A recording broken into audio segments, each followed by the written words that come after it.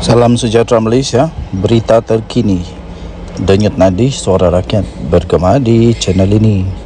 Berita yang amat menggemparkan baru saja diterima 9 Januari 2024 daripada bharian.com.my.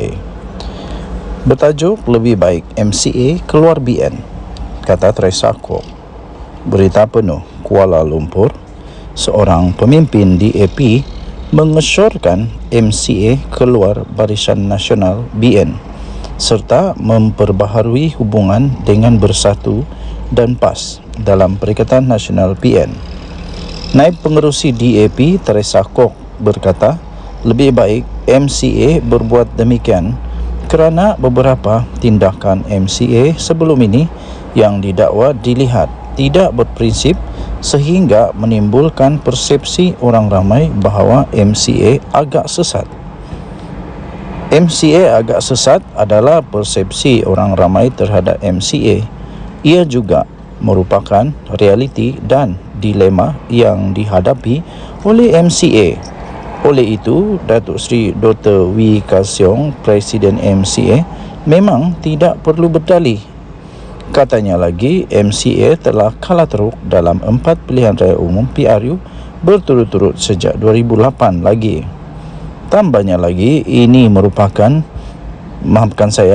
menunjukkan parti itu telah kehilangan sokongan daripada masyarakat Cina dan ia hanya bertahan dengan gabungan bergantung kepada penyokong UMNO sahaja.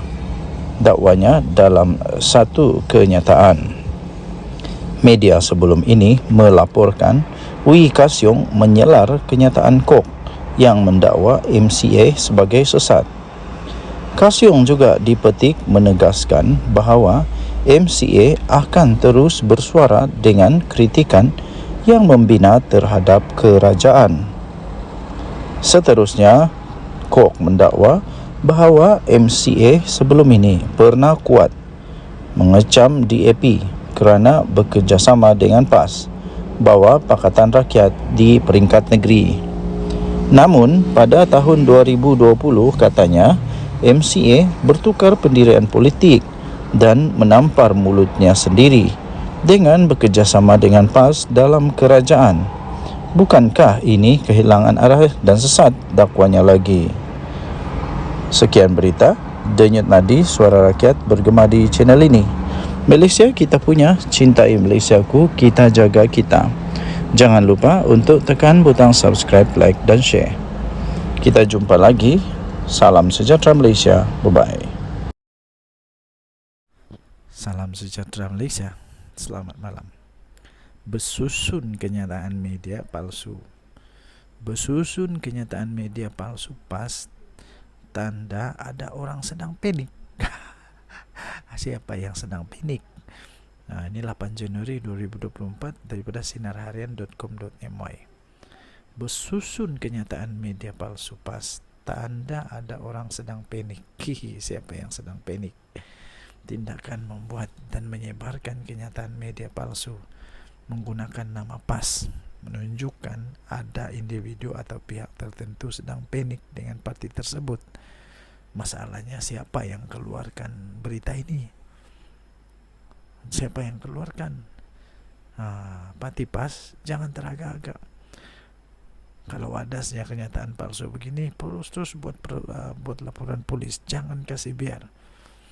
Kecuali kamu tak buat laporan polis, itu lebih menunjukkan tanda tanya. Kenapa? Ketua Pemuda PAS Ahmad Fadli Syahri berkata, yang susulan terdapat 2 kenyataan media palsu mengenai pencerobohan kediaman Menteri Besar Selangor, Datuk Seri Amiruddin Syari, oleh wartawan Haraka Daily dan pengikut PAS, serta perjumpaan kesemua ahli parlimen di Kuala Lumpur. Beliau berkata, bersusun kenyataan media palsu atas nama PAS dibuat menandakan ada orang panik.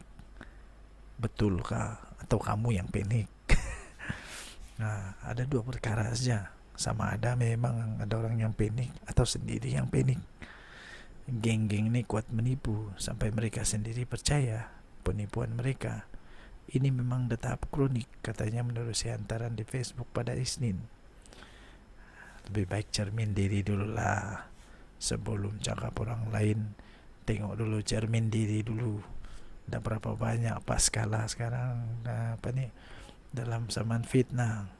Sekarang ni masalah besar lagi.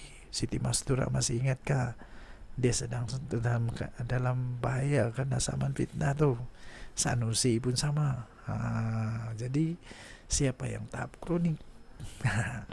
Ahli Parlimen PAS itu mengulas mengenai penyebaran satu kenyataan media. Kononnya dikeluarkan oleh PAS dengan mengesahkan identiti 3 individu yang terlibat dalam kes pencerobohan rumah Amiruddin dan mohon maaf atas tindakan tersebut.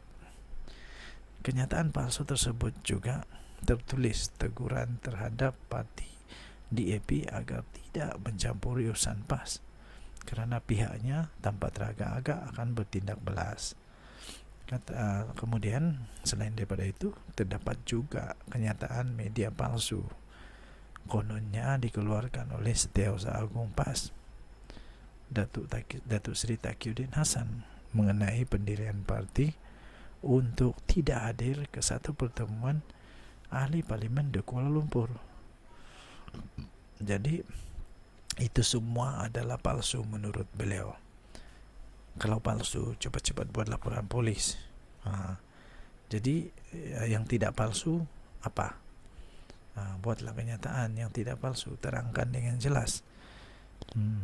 Yang kita tahu memang ada berita tentang ada pencerobohan dilakukan oleh penceroboh di kediaman Menteri Besar Selangor. Yang ini pun perlu diterangkan juga. Betulkah ada terjadi? Siapa dia? Apa kaitan dia dengan PAS? Itu yang perlu diterangkan lah. Jadi tuan-tuan dan puan yang dihormati sekalian, kemudian kalau nak bagi kenyataan kononnya tahap kronik penipuan, cermin diri dulu sebab lebih ramai lagi pemimpin ahli parlimen, orang-orang dalam PAS sekarang ini yang dalam masalah besar sudah didakwa di mahkamah sudah pun dibuat laporan polis, sudah pun disaman. Jadi tuan-tuan dan puan yang dihormati sekalian, tepuk dada tanya selera. Apa-apapun, saya admin The Twin TV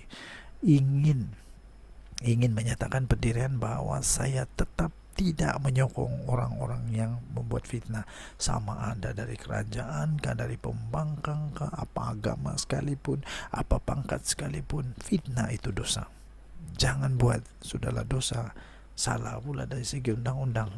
Jadi hentikan fitnah. Siapapun kamu, berhentilah buat fitnah. Janganlah bertopeng-topeng dengan apa macam nampak baik tapi raja fitnah pula. Bye bye.